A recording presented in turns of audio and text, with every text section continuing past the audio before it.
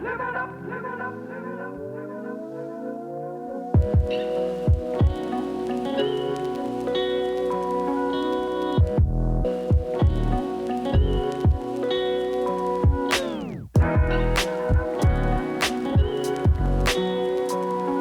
go ahead and open up in a word of prayer. Is that cool?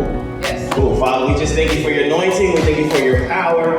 We thank you for your deliverance and your ability. We thank you that you have kept us a whole other week. Yes. You have not forgotten about us. You remember us. You remember your people. You remember your believers. You remember ones who are connected to you.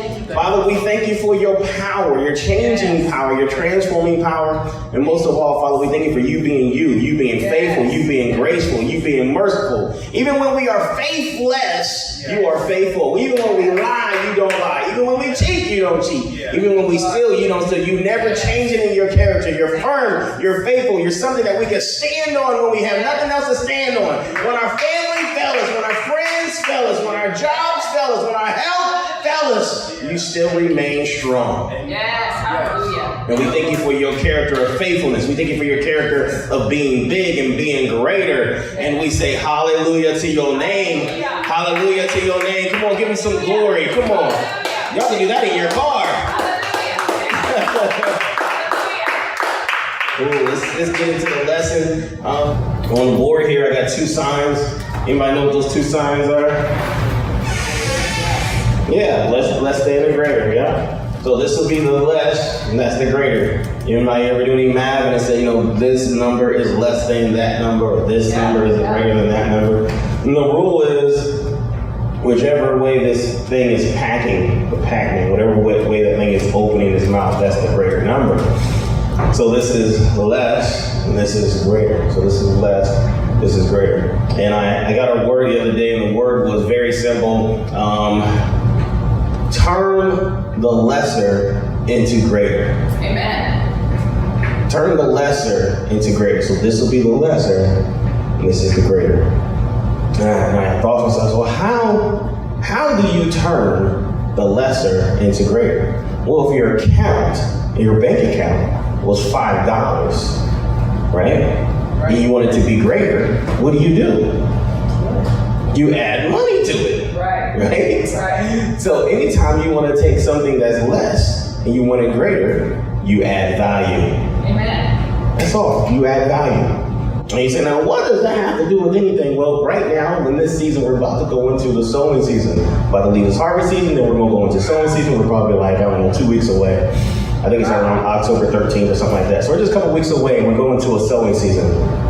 Now imagine you go into a season where your words are seed, your time is seed, your money is seed, and what you value is seed, but everything that you see is less.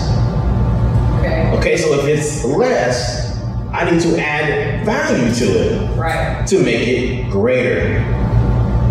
Okay, so if the situation is less, I need to make it greater. If the person is less, I need to make them greater. How do you minister to someone? How do you minister to someone or give someone hope if you always look at them as less than? Well, that's good. Your goal is not to come to someone and devalue. Your goal is to go to them and add value. Now watch this. Now you add value in a season where Father says this is a supernatural season that when you sow, I increase it. The ground is right, the climate is right, the time is right, the environment is right. Now is your time to sow. And you go, you know what? But he is no good. That's not what we need you to sow right now. Right. Because that will increase. Ooh, that's good. But everything that you see as less, you don't look at it as less. You say, that's just my opportunity to make it greater. Come on. So that's the take home. Let's look at some scriptures here real quick. Let's go to Philippians. And it says, that's it, it's 4:8. Finally, my brothers, right? I'm going to read from the World English Translation. And it says, finally, brothers, whatever things are true, whatever things are honorable. Now, every person you look at, you may not be able to find honor in them. Right. Right. That's right. So you're going to have to search, dig, hunt, scour, and do whatever you have to do to say there has to be one honorable character about you. You cannot be so good for nothing. There is one thing. I remember I taught this lesson, and I said, what about their grandbabies?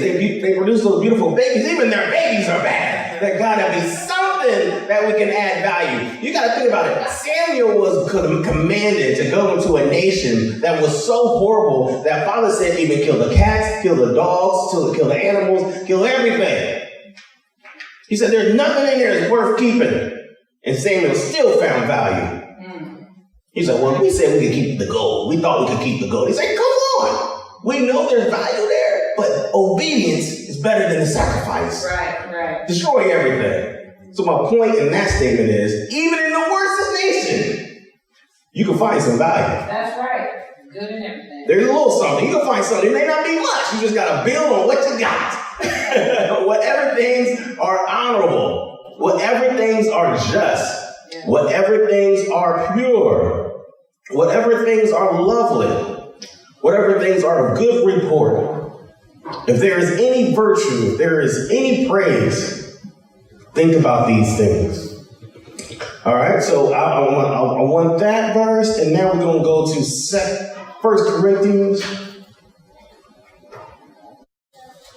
2 Corinthians 10:4. That's where I'm going wrong. 2 Corinthians 10:4. I apologize. Woo! Cool. Let's start at 3. 2 Corinthians 10:3. So jump from 1 and go over to 2 and we're good. 2 Corinthians 10. Let me know when you guys get out it. Good. For though we walk in the flesh, we do not wage war according to the flesh. For the weapons of our warfare are not of the flesh, but mighty through Elohim, mighty one, God, to throwing down of strongholds. Yes. Throwing Down imaginations. Now this is where it counts. Casting down imaginations, that's a whole other level of warfare. Let me finish the text and we'll get into it. Casting down imagination and every high thing that exalteth or tries to make itself greater against the knowledge or intimacy of God, Elohim, and bringing every thought into captivity to the obedience of Christ, and being in the readiness to avenge all disobedience when your obedience will be made full. So we're talking about casting down imaginations and every high thing that exalts itself against the relationship that you have with the Messiah. Knowledge is relationship. It's not data, it's relationship. In that day, many will come to me saying, Master, Master, haven't I done great things in your name? Haven't I cast out devils and demons and prophesied all in your name? And I will say to them, depart from me, for I never had a relationship with you. I never knew you. I don't know you. Hold on, you know everybody. You know the hairs on our head. So how do you not know me? You know the hairs on our head are numbered, but you don't know me. I don't have a relationship with you. Adam knew Hava. Adam knew Eve. Adam knew Eve.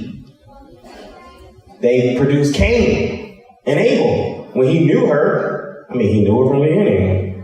So that it means they were intimate. So knowledge is intimacy. Amen. So if knowledge is intimacy, and the text says that there's going to be this image that's going to erect itself in this brain, in your carnal mind, and it's going to say, this thing is greater than the relationship that you have with the Most High. Wow. And he says, that image has to be cut down.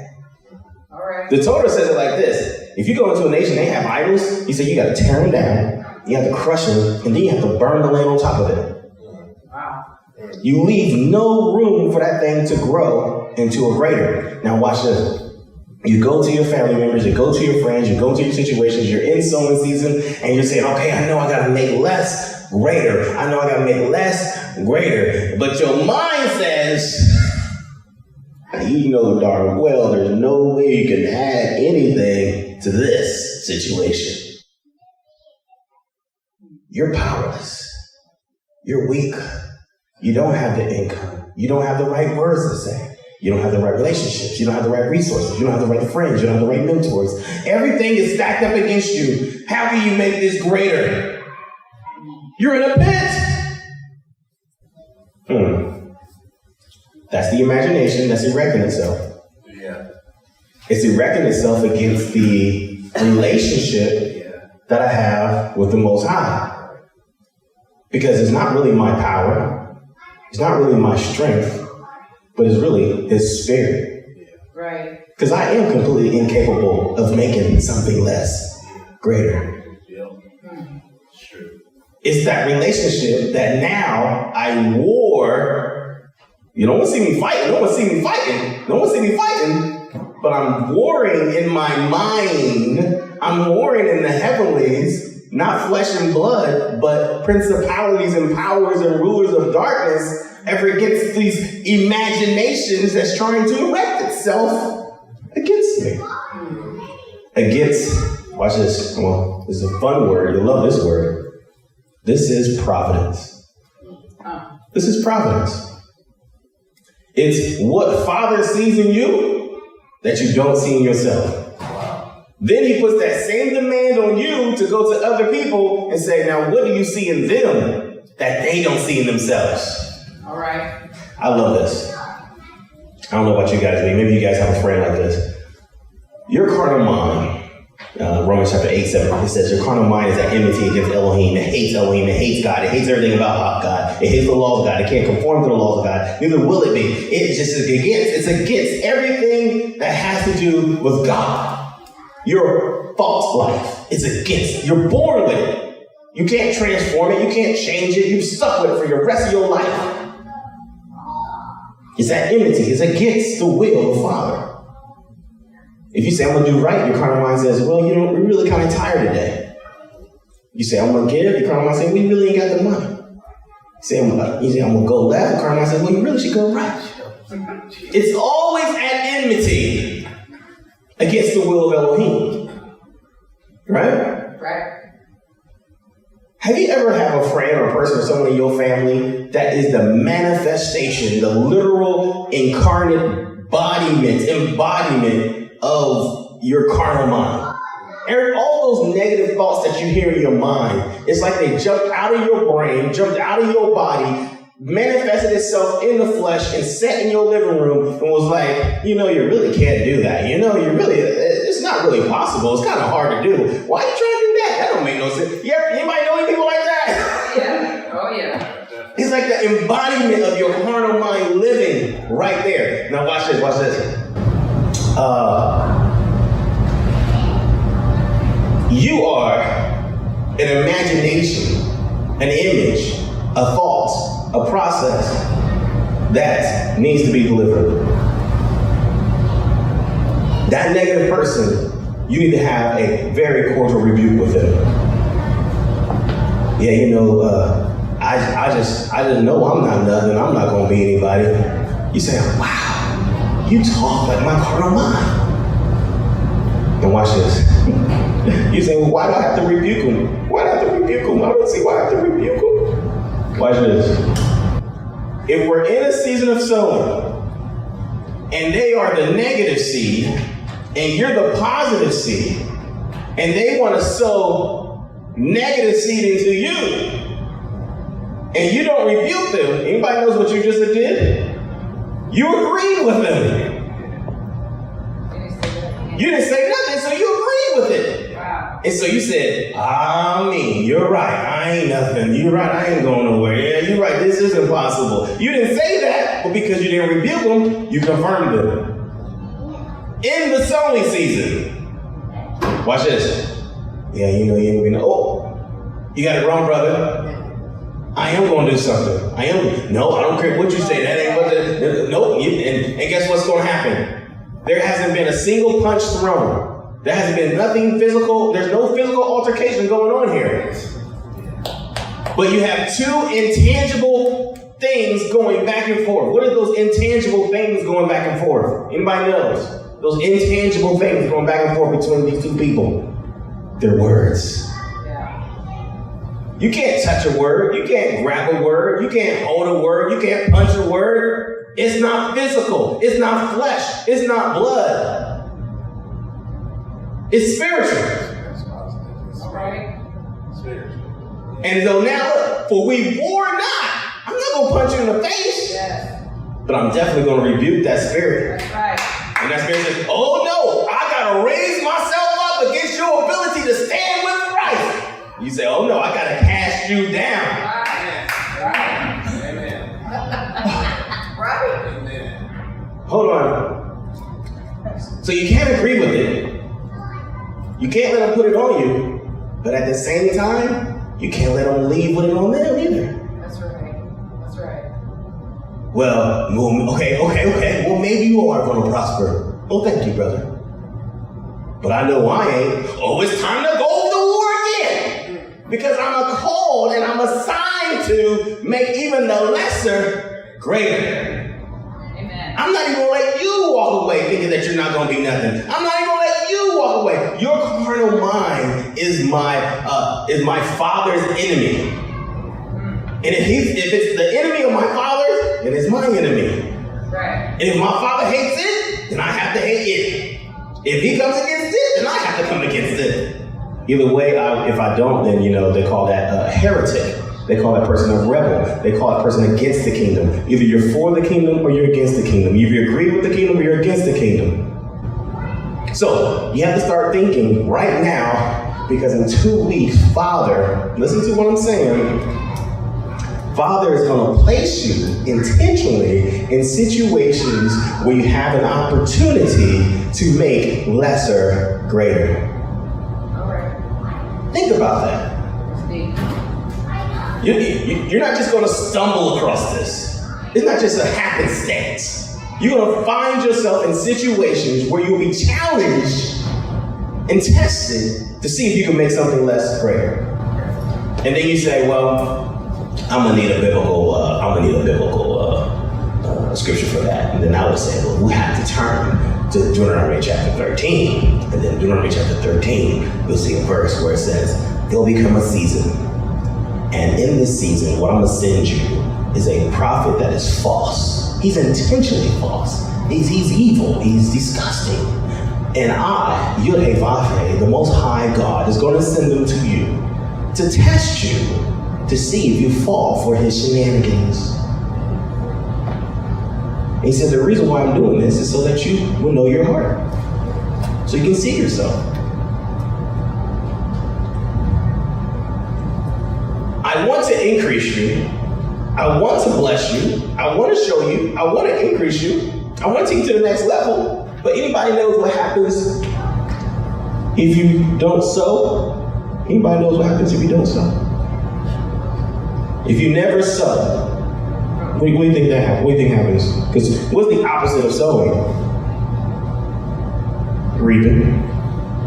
The opposite of sowing is reaping. So if you never sow, you never reap. No harvest. Okay, let's see. Well, if I never make anything less, greater, how can I ever be less and greater? How can I ever have someone come in my life and make me greater? See, what I make happen for my brother is what Father makes happen for me. Yes. And then he said, I'm going to place you in a season where I'm super sensitive about this. I'm going to place you in a time frame for 60 days where I'm super sensitive about this. I'm sensitive about your time. I'm sensitive about where you are. I'm sensitive about your commitment. I'm sensitive about how you look at situations and say, how can I make this greater? Think about that thought. Think about that thought. We walk into this environment, we should say, well, how can I make this greater? You walk into your house. how can I make this greater? You look at your child who's acting up, cutting up and up. How can I add value to their life? Well, I did buy them shoes. I did get them a car. That's not adding value. That's carnal. How can you speak into the people that you love lives in a way that they just elevate? I talk to some of my family all the time, and I sit there and talk to her, and her confidence is just so broken down. I sit there and be like, man, if you could just see how great I see you, if you could just see all the potential that I see in you. Okay, so let me give you a warning. The carnal mind doesn't know how to handle this. True. I'm just gonna be honest. That's true. This world has set up a world of negativity, all right? And so everything that is positive, it comes off as sarcasm. This is the trick of the house of time. You don't sit there and change your method. You don't change your call just because the ground ain't ready to receive it. You go to breakup mode. It's called cultivation. You throw some water on some ground and it just bounces off. What do you need to do? You need to break that ground down. Yeah, girl, I'm telling you, you about to be awesome. Father about to do things in your life that you've never seen him do before. And you go, no, not me. Yeah, okay, well, looks like this ground has to be worked a little bit. Right. Looks like this ground has to be worked. What has Father ever brought you through? Nothing. He's never brought you through anything. You really less. I gotta build you up all the way from the ground up. Has anybody ever built somebody up like that? Yes. Anyone know what it feels like after you're done with that? Feel like you just went to a war, don't it? Mm-hmm. He said, you will sow in tears. Mm-hmm. You will sow till it hurts. Yes. But you will reap with joy. And so you always know if somebody's out working the field, doing what they're called to do, doing what they're supposed to do, because they're hurting. It's work. It is a season of cultivation. It's work. And it's okay, because it's only for 60 days. You work your butt off, and then after that, you got 60 days of rest to chill. But before that, you got 60 days to put your butt to the grind. Make something happen so that come harvest time, you don't beg. And Proverbs says, a sluggard will not sow for a reason of the cold. And come season of harvest, he will beg. Wow. Well, you know, it is kind of chilly outside. Get up. Get up early. Get up early. Proverbs says, a man who wakes up early, right? Wakes up early. Well, still before even the crack of dawn, he wakes up early and tries to find a way to do good. He seeks out a way to do good. Where can I add value? Oh, you know what? No one has picked up that litter in the front of the houses in my subdivision all week. That one bottle has been sitting there on the floor all week. Let me go up there and just pick that up, throw it in the trash can. He said, that person gains favor. Oh, no. Now that's a whole nother level, right? Are we ready for the favor level? Or is that too much? Keep it on the low level? Or should we take it to the favor level? Favor. Yeah. Because silver and gold is cool. But favor sits you in environments, sits you around kings. Favor will place you in rooms with Oprah Winfrey and Bill Gates. And you're like, how did I get here? Favor. I saw you pick up that bottle. I put that bottle there on the ground. I'm just going to see how long it took for somebody to pick it up. Now you got integrity. I need somebody like you on my team. Amen. That's favor. Yep. That's favor. But watch this. The carnal mind says, oh, that's a limitation. You above that. You don't need to be picking up no bottle. You better than that. The carnal mind will give you every reason not to do good, not to do right, not to set things in their order. Proverbs says that a man who gives a rebuke receives favor. Rebuke is not, you're a bad person.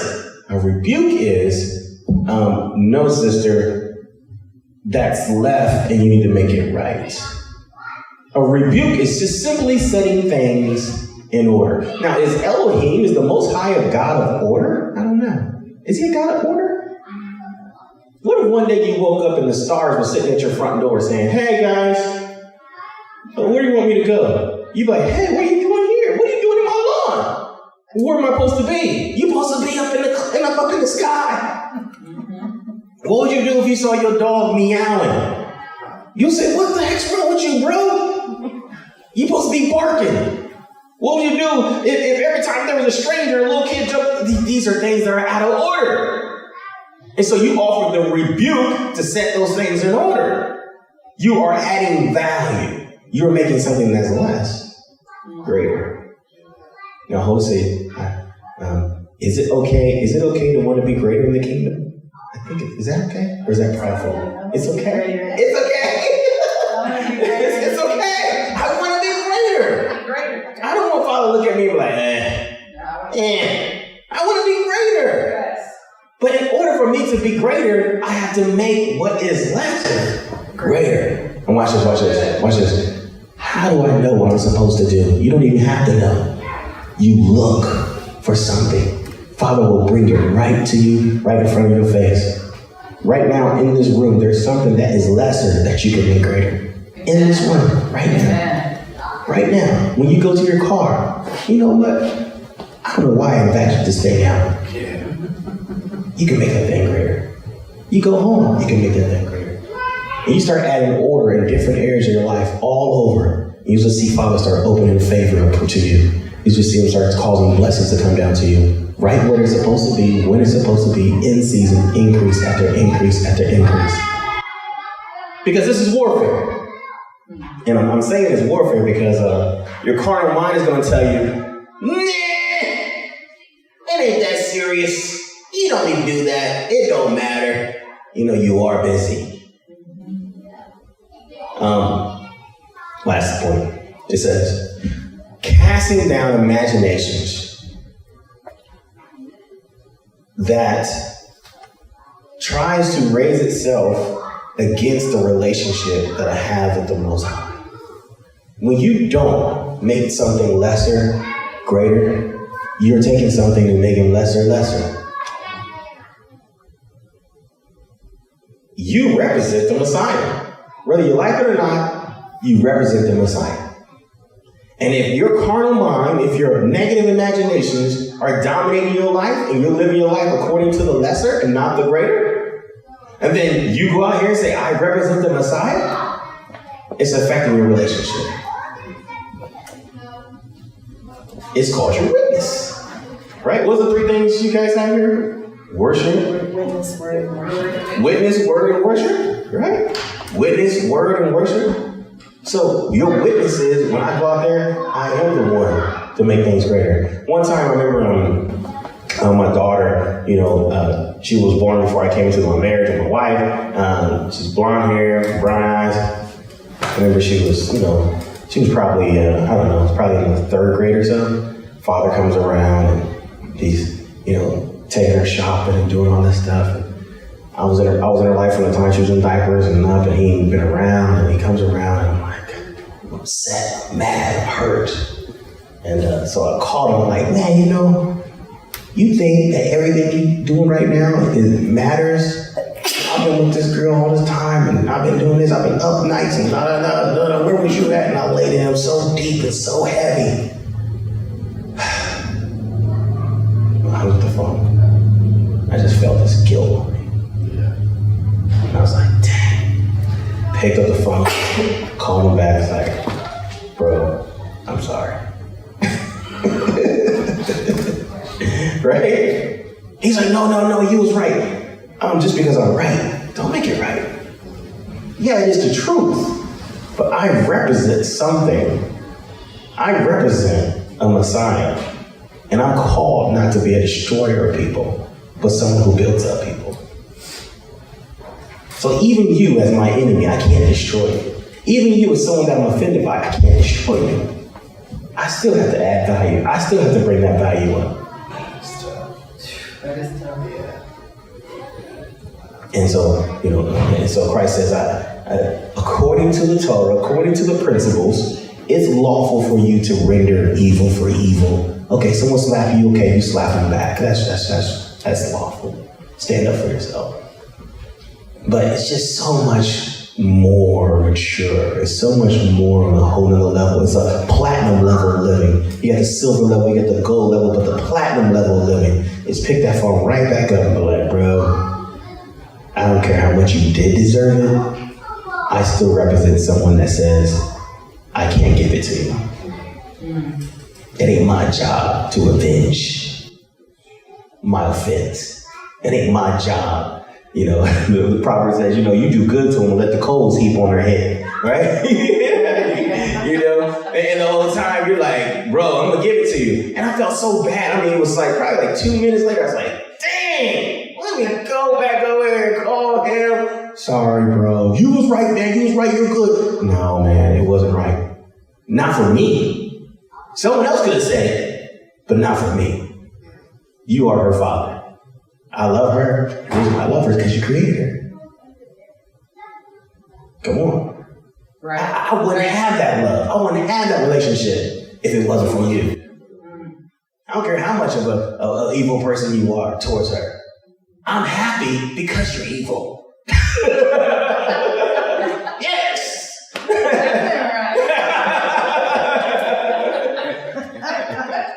But you get my point. You got your hand up? Yes, Okay. because you said that if somebody hits you, it's okay to hit them back. What's that about? Oh, that's a whole other principle. That's a whole nother principle. A whole nother principle for a whole other day. I turn that a cheek. Yeah. Is that like above me? I mean, No, well, that's a whole other principle or a whole other day. And you know, I tell you what, I got a little write-up on it. I have to copy and paste it and shoot it to you. You know, I did a little write-up on it, a little blog. It's fun. It's fun. We are to turn the other cheek, but we got to keep all that in context. Let us stand and pray. You guys get that? Lesser? Yeah. Integrator. That's a demand. I mean, it starts with October. Sowing season starts October. Let's see. We got the mannerism on the 17th, so it starts that week, like that Sunday of that week was like maybe like what's that Sunday, like a 12th or 13th or something like that? Okay, there you go. So sowing season starts October 13th. And for 60 days, he puts that demand on us. He puts that demand on us to see what we're going to do. And we'll determine our year. You know, you sow evil, you should get what? Evil. You sow good, you should get evil. Elohim is not mocked. Galatians chapter 3. Elohim is not mocked. Whatever measure a man sows, he shall reap. right. Proverbs chapter 31. A good woman, a virtuous woman, goes out, considers her field. She looks at what she's doing. She looks at her field, and then she considers where she sowed. Mark chapter 4, Luke chapter 8, Matthew chapter 13. There was a farmer. He sowed the word. He sowed the word. Some fell on good ground. Some fell on cracked ground. So we got to do this process. We got to go through the process. There was a rich man that came away from nowhere. He gave 5 men. He got 3 men. Yeah, 3 men. 5 talents. 3 talents. According to their ability. So Father has given you something according to your ability that you can sow. There's no reason why we can't do this. You don't need no money. You don't need no education. You don't need no skill. You don't need no anything. You just need to do it. Watch this. Watch this. You walk into this door. You see a piece of lint in the ground. Pick it up. Throw it in the trash. Lesser greater. Wow. You just won that quick. Right? Someone comes to you and say, hey, I'm having a hard time getting to a certain place. So just follow me, I'll put you on GPS. But you're saying, well, that's simple, that's something small. But if you do that in a sowing season, you give a person direction on getting to their goals. It's a seed. So what should you expect? Well, see, when I come harvest, I'm gonna try to get to my goal, and I'm gonna need someone to help me get there. Now, my goal may be, Fortune 500 company. His goal is just to get up the street, but it don't matter. It's a seed. He said we sow a mustard seed, which is 1.01% of an inch, and it grows into a great tree. There's nothing too small that you can do. It's supposed to be small things that we do. It's lesser into greater. Let's stand and pray. Get out of here. Yeah, so for 60 days, just don't forget, you just invest. Really invest it. And if you know someone who has favor in their life, definitely invest in them. Yeah. Like Pastor and his wife, they got a whole nother level of favor. I try to do everything I can to bless them. Everything I can. I I need someone to take my trash. I'm here. I'm fighting for it. I'm fighting for it. Yeah. And I've prospered because of it. Yeah. He's put that anointing on their life for a reason. My sister has that anointing too. I always try to do stuff for her. Certain people, they just have an anointing that just lack. You're just like, ooh, everything you do just fails. And there's just some people like everything they do just prospers. Those are people you want to go to. Father, I thank you that you called us to the assignment of turning lesser into greater. And as we go through this life, Father, as we hit into seasons or time frames when the carnal mind is going to be attacking us, when we're going to have to go to places where we don't feel like going, or going to the people who are disenfranchised, those who are degenerate, Father, just like David, who was in a cave of 300 men who were all degenerate and cast down and degenerate and debtors and the disenfranchised of society, how he came out and made 300 warriors, 300 captains, 300 soldiers, Father. Give us that anointing to take something that's the least, the rejected, the despised, the disgusting, and the nasty, and make it greater. Yes. We thank you that you called us to this assignment as leaders, that you called us to assignments as believers, that you called us to this assignment as a way to develop our relationship with you. And as we increase our relationship, horizontally, please give us the power vertically by your ruach, by your spirit, not by man's wisdom, not by strength, not by power, or by the right words, but by your anointing